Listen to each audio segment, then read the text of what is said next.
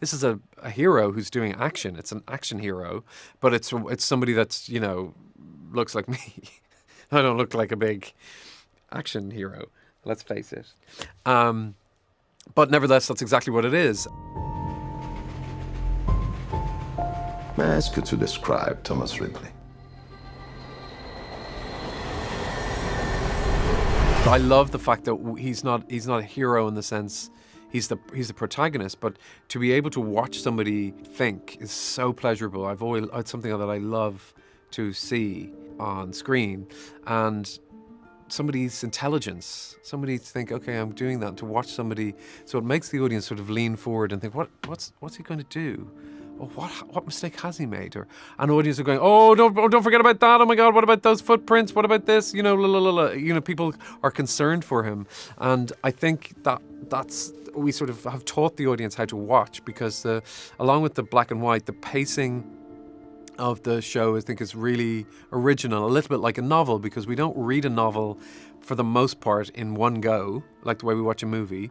So it's very like watching a novel in the sense that we have time, like in a chapter of a book, sometimes a description contain James Joyce can take 5 pages, and we can really enjoy it and go, okay, well, that's where I am. And that's a new kind of quite mesmeric way of watching television and teaching the audience how to watch, particularly in the TikTok era where we're told to, get on with it. So I love the fact that this is breaking the mold in that way. I was listening to the book. What I thought so interesting about Patricia Highsmith's novels are that, like, Tom's thoughts are very on the page, but then obviously when that becomes a screen adaptation, it becomes much more opaque and much more kind of, I feel like, with the actor and director's game of, like, who is Ripley? So I'm curious for you, what was it like creating your own Ripley in that opaqueness? Yes, it's true. You can't. It's a great pleasure when you're reading a book. You hear all the thoughts, and you're like, wow. And so how do you translate that into a cinematic experience?